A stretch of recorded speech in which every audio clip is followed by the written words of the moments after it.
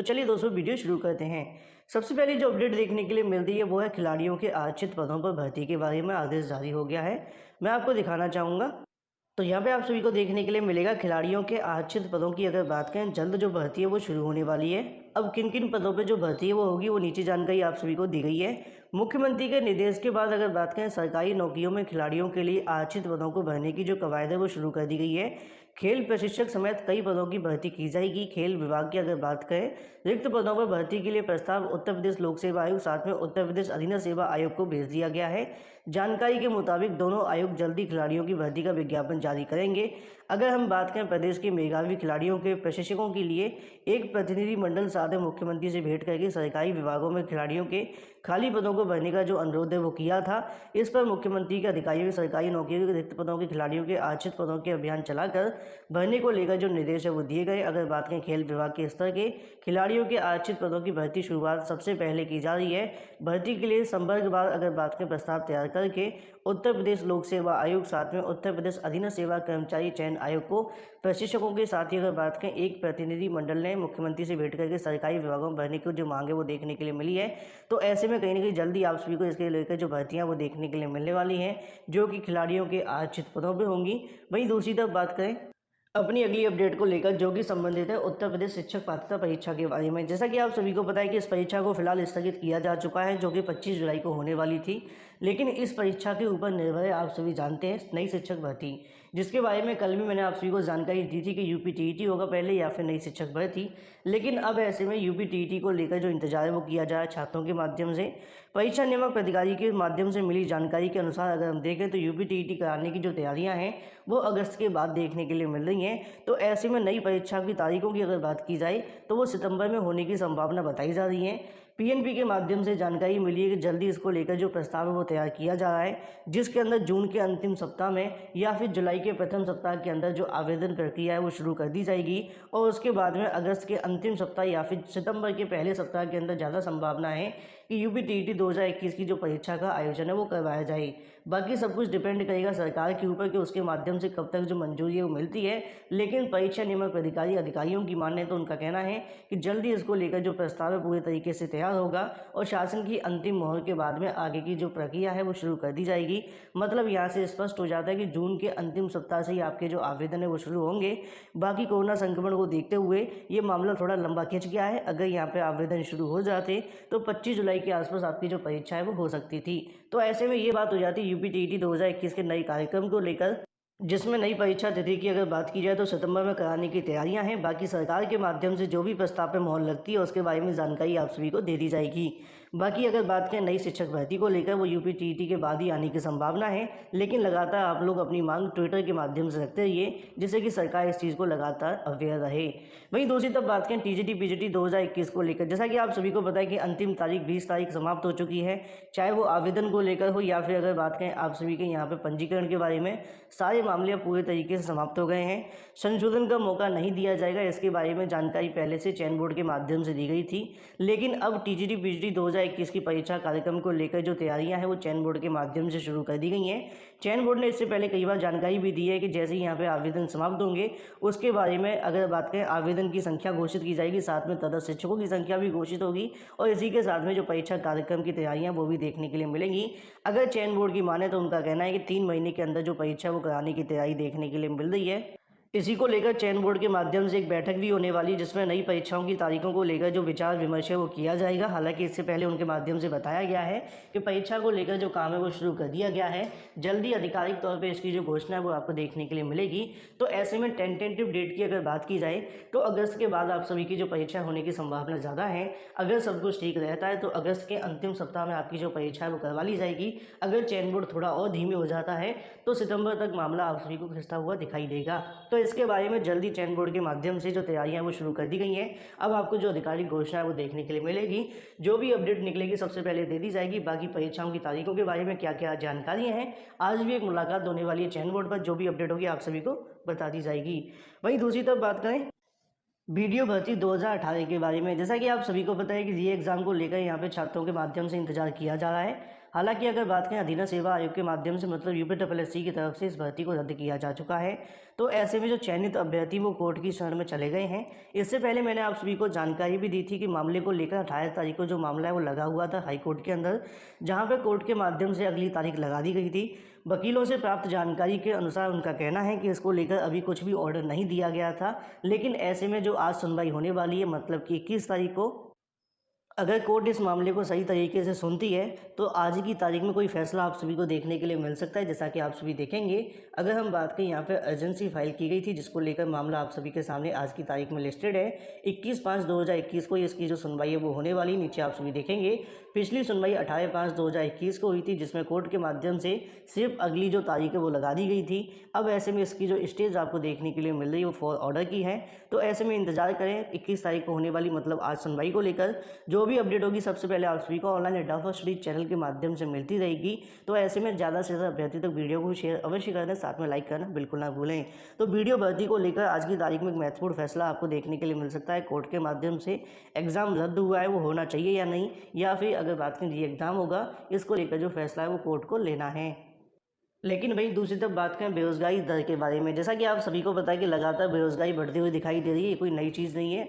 उत्तर प्रदेश के अंदर या फिर अगर बात करें पूरे देश के अंदर बेरोजगारी का आलम ऐसा है कि छात्र हमेशा धरना प्रदर्शन करते रहते हैं, कभी ट्विटर वार करते रहते हैं, तो कभी कहीं ना कहीं मंत्री विधायकों के पास में जाते रहते हैं। लेकिन कहीं ना कहीं सरकारें इस बेरोजगारी को मुद्दे को लेकर कोई ध्यान नहीं देती है। चाहे वर्तमान सरकार हो या पिछली सरकार है, वो भी इस सरकार के ऊपर दबाव बनाते हुए दिखाई नहीं देते हैं। जैसा कि आप सभी जानते हैं कि अगर उत्तर प्रदेश की हम बात करें तो यहाँ पर 3 अलग अलग ऐसी पार्टियां हैं, लेकिन पिछले अगर देखें 3 से 4 सालों में उनके माध्यम से भी बेरोजगारी के मुद्दे को लेकर जमकर धरना प्रदर्शन किए जाएं तो कहीं ना कहीं सरकारों पर दबाव अवश्य बनेंगे। हम किसी पार्टी के बारे में नहीं कह रहे हैं। बीजेपी अगर गवर्नमेंट आप सभी के सामने आती है तो बहुत लंबे चौड़े वादे तो किए थे कि आपको नौकरियां दी जाएंगी, लेकिन मामला आप सभी के सामने कि बेरोजगारी कहीं ना कहीं अपने चरम पर पहुँच चुकी है। तो ऐसे में सभी सरकारों को एक दूसरे के खिलाफ बोलकर कम से कम सरकार पर दबाव बनाने का जो कार्य है वो तो करना चाहिए। उसी क्रम में यहाँ पर आपको देखने के लिए मिलेगा बेरोजगारी दर की अगर बात करें 14.5% के समथिंग जो है पहुंच चुकी है। एक साल में सबसे ज़्यादा देखने के लिए मिली है। संक्रमण की दूसरी लहर में अगर बात की जाए आर्थिक गतिविधियों पर गंभीर असर पड़ने लगा है। बेरोजगारी दर बढ़कर साल के सबसे ज़्यादा देखने के लिए मिली है। अगर बात करें centre for monitoring Indian economy ने दावा किया है कि अप्रैल में अब तक की लाखों नौकरियों साथ में रोजगार खत्म हो चुके हैं। उनके मुताबिक देखें तो 16 मई को समाप्त सप्ताह के अनुसार देखा जाए तो 14.5% जो बेरोजगारी दर है वो पहुंच चुकी है। पिछले माह अप्रैल के अंदर 8% के समथिंग देखने के लिए मिली थी। वहीं दूसरी तरफ अगर बात करें बेरोजगारी दर ऊंचाई पर थी। अप्रैल मई में यह दर कहीं ना कहीं 23% के समथिंग देखने के लिए मिली है। रिपोर्ट में कहा गया कि संक्रमण दोबारा बढ़ने से कई राज्यों में लॉकडाउन चल रहा है, जिससे उपभोक्ता वस्तुओं की खरीदारी घटी है। अनुमान है कि मई के पूरे महीने बेरोजगारी दर 10% से ज़्यादा रहने की संभावना है। महामारी आने के बाद 2020 में अगर बात करें 21 के अंदर लगभग 8.8 के समथिंग देखने के लिए मिली है। 55% परिवारों की जो आय है वो घट चुकी है। सही तरीके से देखा जाए तो मामला यही है कि आय घटना 55% की है और 14.5% का उनका कहना है कि बेरोजगारी है। तो मैं कहूँगा कि 55% के समथिंग ही सभी की कहीं ना कहीं जो बेरोजगारी देखने के लिए मिल रही है, क्योंकि रोजगार कहीं ना कहीं खत्म हो रहे हैं। लाखों की संख्या के अंदर नौकरियां जा चुकी हैं। हाल ही में एक सर्वे देखने के लिए मिला था जिसमें बताया गया था कि पिछले साल से लेकर इस साल के बीच में 2 करोड़ से ज़्यादा नौकरियां जा चुकी हैं। ये तो वो है जिनके आंकड़े हैं, उनके बारे में सोचो जिनके कोई आंकड़े कहीं ना कहीं ना सरकार के पास हैं और ना ही इन संस्थाओं के पास हैं। उससे ज़्यादा कहीं ना कहीं भयावह स्थिति देखने के लिए मिल रही है। वहीं दूसरी तरफ बात करें अपनी अगली अपडेट को लेकर जो कि संबंधित है 69,000 भर्ती के बारे में। जैसा कि आप सभी जानते हैं कि थर्ड चयन सूची को लेकर जो नया आदेश है वो जारी हुआ है। अगर आपने नहीं देखा है तो मैं आप सभी को दिखा देता हूँ, जो कि आप सभी को देखने के लिए मिला है 20 मई 2021 का। दिनांक 17, 18, साथ में 19 मई 2021 को आयोजित वीडियो कॉन्फ्रेंसिंग के संदर्भ में यहाँ पर जानकारी दी गई है। उनका कहना है कि 17, 18, साथ में 19 मई को एक बैठक देखने के लिए मिली है, जो कि बेसिक शिक्षा मंत्री जी के कहीं ना कहीं समीक्षा बैठक आयोजित की गई, जिसके अंदर तमाम मुद्दों को लेकर यहाँ पे जो आदेश हैं वो देखने के लिए मिले हैं। नीचे आप सभी देखेंगे कि 69,000 शिक्षक भर्ती के नवनियुक्त शिक्षकों के वेतन के बारे में जानकारी देखने के लिए मिल जाती है।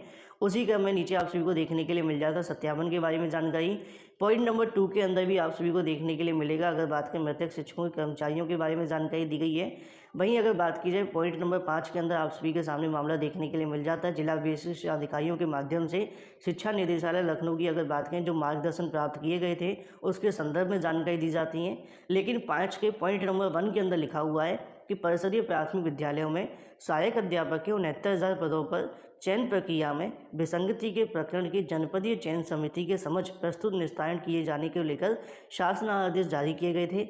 भैया सिंपल शब्दों में आप सभी को समझा दें तो यहाँ पे उनका कहना है कि 69,000 शिक्षक भर्ती के अंदर जो भी विसंगतियाँ देखने के लिए मिली थी या फिर जो प्रकरण लंबित हैं निस्तारण के लिए जनपदीय चयन समिति के माध्यम से फैसला नहीं लिया गया है, उन पर फैसला लिया जाए। 4 दिसंबर 2020 को एक शासना आदेश जारी हुआ था। उसी क्रम में जो आदेश 15 जनवरी 2021 को जारी हुआ था, इन दोनों आदेश के अनुसार जिसको भी नियुक्ति देनी है उसको नियुक्ति दे दो, जिसकी नियुक्ति रद्द करनी है उसकी नियुक्ति रद्द करो, ऐसा शासन का कहना है। उसी के बारे में नीचे लिखा हुआ है कि महानिदेशक के माध्यम से जारी शासना आदेश के अनुसार 69,000 सहायक अध्यापक भर्ती के अंतर्गत जो तमाम प्रकरण को लेकर मार्गदर्शन मांगा गया था उनको लेकर ध्यान में रखते हुए जिसकी भी नियुक्ति यहाँ पर रद्द होनी है या फिर निस्तारण करनी है उसको सुनिश्चित करें। जैसा कि आपको याद होगा 17 तारीख को एक आदेश जारी हुआ था बुलंदशहर से, जहाँ पर 17 शिक्षकों की जो नौकरी है वो यहाँ पर रद्द कर दी गई है। अभी ऐसे में कल की तारीख में फिर आदेश जारी हुआ है जहाँ पर 69,000 के अंदर जिनके मामले लटके हुए या फिर फैसला नहीं हुआ या नियुक्ति देनी है या रद्द करनी है उसके संबंध में आदेश देखने के लिए मिला है। यहाँ से स्पष्ट है कि इस आदेश के अंदर रिक्त पदों के बारे में जानकारी नहीं मांगी गई है, लेकिन इस आदेश के अंदर यहाँ से एक बात और स्पष्ट हो जाती है कि कई जिलों के अंदर ऐसा कोई मामला लटका हुआ है, चाहे वो 1 सीट को लेकर हो या 10 सीट को लेकर हो, जहाँ पर विसंगतियों के चलते फैसला नहीं लिया गया है। इस वजह से 3 दिनों में जो बैठक हुई है उसमें जो आदेश दिए गए आप सभी के सामने हैं। वहीं दूसरी तरफ बात करें थर्ड चयन सूची के बारे में या फिर आगे की प्रक्रिया को लेकर जानकारी देखने के लिए मिल रही थी कि 20 तारीख के आसपास आपकी चयन सूची जारी हो सकती है। हालांकि बयानी देखने के लिए मिला, चयन सूची जारी नहीं हुई। अधिकारियों से प्राप्त जानकारी के अनुसार उनका कहना है कि एनआईसी को पूरा का पूरा जो डाटा है वो भेज दिया गया है, जहां से जल्दी अब आप सभी को जो आगे का कार्यक्रम है देखने के लिए मिलेगा। चयन सूची हो या फिर काउंसलिंग का कार्यक्रम वो एनआईसी के माध्यम से जारी होगा, लेकिन अभी तक सीटों की संख्या सही तरीके से जारी नहीं हुई है, ना तो अधिकारियों के माध्यम से बताया ना ही एनआईसी के माध्यम से। यहाँ से स्पष्ट हो जाता है कि शासन के पास में भले ही चयन सूची को लेकर जो अंतिम रूप है वो दिया जा रहा है, लेकिन यहाँ से कहीं ना कहीं थर्ड काउंसलिंग को लेकर सीटों की संख्या अभी तक शासन के पास में अंतिम रूप से नहीं पहुँची है, या फिर वो फैसला नहीं कर पा रहे हैं कि कितनी सीटें बची हैं। क्योंकि जब भी छात्र पूछते हैं तो नहीं बताया जाता है, एनआईसी से पूछा जाता नहीं बताया जाता है, इवन मंत्री जी के माध्यम से भी कोई जानकारी देखने के लिए अभी तक नहीं मिली है सीटों की संख्या कितनी है। उनका कहना है कि चयन सूची को लेकर जो कार्य है वो जारी है। जैसा कि आप सबने आदेश के माध्यम से देखा, यहाँ पर अभी भी 69,000 के प्रकरण को लेकर निस्तारण करने के जो आदेश हैं वो जारी किए गए हैं। तो ऐसे में इंतजार करिए, आज शाम तक आप सभी को काफ़ी कुछ देखने के लिए मिल सकता है, लेकिन कितनी सीटें होंगी इसके बारे में आप सभी को शाम तक इंतजार करना पड़ेगा, या फिर जब भी आप सभी के सामने आदेश जारी होगा आपको बता दिया जाएगा। वहीं दूसरी तरफ बात करें अपनी अगली अपडेट को लेकर, जो कि संबंधित है यूपीएससी के माध्यम से होने वाले पीईटी को लेकर। जैसा कि आप सभी को पता है कि लगातार छात्रों के माध्यम से पीईटी को रद्द करने की जो मांग है वो की जा रही है। छात्रों का कहना है कि 50,000 पदों पर सीधी जो भर्ती है वो देखने के लिए मिले। इसको लेकर कल की तारीख में एक ट्विटर वार भी देखने के लिए मिला है, जहाँ पर छात्रों ने जमकर ट्विटर पे जो विरोध है वो देखने के लिए मिला है। छात्रों का कहना है कि यूपीएससी के माध्यम से जब एक भर्ती परीक्षा 3-3 साल में करवाई जाती है तो तमाम भर्तियों के लिए एक साथ पीईटी 6 महीने के अंदर हो पाना नामुमकिन है, और 6 महीने के बाद आप सभी जानते हैं कि सरकार बदल सकती है या जो भी होगा या चुनाव आ जाएंगे, तो कहीं ना कहीं छात्रों को 1 से 1.5 साल और लंबा इंतजार करना पड़ सकता है। तो ऐसा ना हो, इसी वजह से यूपीएससी के माध्यम से होने वाली पीईटी को रद्द करने के लिए यहाँ पर जो विरोध है वो शुरू कर दिया गया है। जैसा कि आप सभी देख पाएँ कि सोशल मीडिया के माध्यम से नई शिक्षक भर्ती को लेकर, साथ में पीईटी विज्ञापन रद्द करने को लेकर, साथ में अगर बात की जाए जो 50,000 पदों पर भर्तियाँ लटकी हुई उनको जारी करवाने के लिए लगातार ट्विटर पर जो ट्रेंड है वो करता हुआ दिखाई दे रहा है, जिसको लेकर 26 मई को रोजगार दो अभियान की कहीं की जो शुरुआत है वो आपको देखने के लिए मिलने वाली है। क्योंकि मुझे भी ऐसा लगता है कि यूपीएससी के माध्यम से या तो पीईटी करवाया जाएगा या फिर नई भर्तियां देखने के लिए मिलेंगी। दोनों काम कुछ ही दिनों के अंदर हो पाना असंभव है, तो ऐसे में पीईटी ना करवाया जाए तो बेहतर होगा। वहीं दूसरी तरफ बात करें यूपीपीएससी के नए अध्यक्ष के आते ही 3 बड़े बदलाव होने की संभावना है, या फिर हम यूँ कहें कि उम्मीद है, क्योंकि छात्रों के माध्यम से उम्मीद लगाई जा रही है कि यहाँ पे स्केलिंग के विवाद को समाप्त करने के लिए छात्रों ने यूपीपीएससी के अध्यक्ष की मांग की है, जिसमें वैकल्पिक हटाकर यूपी विशेष के पेपर को शामिल करने की मांग देखने के लिए मिल जाती है। उत्तर प्रदेश लोक सेवा आयोग के नए अध्यक्ष के आते ही कार्यभार ग्रहण करने के बाद से स्केलिंग के मुद्दे को लेकर कहने की जो मामला है वो गर्म हो गया है। प्रतियोगी छात्रों ने अध्यक्ष को ज्ञापन देकर मांग की है कि पीसीएस परीक्षा में वैकल्पिक विषय को समाप्त कर दिया जाए और उसकी जगह पर उत्तर प्रदेश विशेष के संबंध में यहाँ पे कहने की प्रश्न पत्र को शामिल किया जाए। इसके साथ ही छात्रों की अगर बात करें पूर्व की बात ही प्रारंभिक परीक्षा में पदों की संख्या के मुकाबले 18 गुना मुख्य परीक्षा में, और साथ ही अगर बात करें 3 गुना अभ्यर्थियों को सफल किए जाने को लेकर जो मांग मांग है वो देखने के लिए मिली है।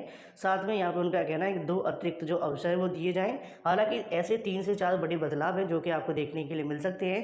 पहला स्केलिंग विवाद को लेकर, दूसरा आप सभी देखने के लिए मिल रहा है कि 28 गुना अभ्यर्थी को पास करने की मांग की जा रही है। तो वहीं दूसरी तरफ 2 अतिरिक्त मौकों की जो मांग है वो देखने के लिए मिल रही है। लगातार कहीं न कहीं छात्रों के माध्यम से उनका कहना है कि ओवरएज अभ्यर्थी को 2 अतिरिक्त जो अवसर है वो दिए जाएँ। सफलता के मानक का जो मुद्दा है वो भी यहाँ पे उठाया गया है। छात्रों के माध्यम से लगातार कहीं न कहीं जो पत्र है वो सौंपे जाएँ नए अध्यक्ष को, और उम्मीद है कि यहाँ पे इसको लेकर जो फैसला है वो इनके माध्यम से देखने के लिए मिलेगा। क्योंकि जब से नए चेयरमैन आए हैं, छात्रों के अंदर खुशी बहुत है, क्योंकि यहाँ पे भर्तियों को लेकर कई ऐसी घोषणाएँ तो देखने के लिए मिली हैं, लेकिन कार्य कितना होगा ये भी काफ़ी ज़्यादा महत्वपूर्ण है। तो वीडियो पसंद आए, वीडियो को लाइक और शेयर करना बिल्कुल ना भूलें। साथ में चैनल को सब्सक्राइब कर लें और बेल आइकन को दबा लें, जिससे किसी प्रकार की ऑथेंटिक जानकारी आप सभी को मिलती है। So guys, thank you for watching this video.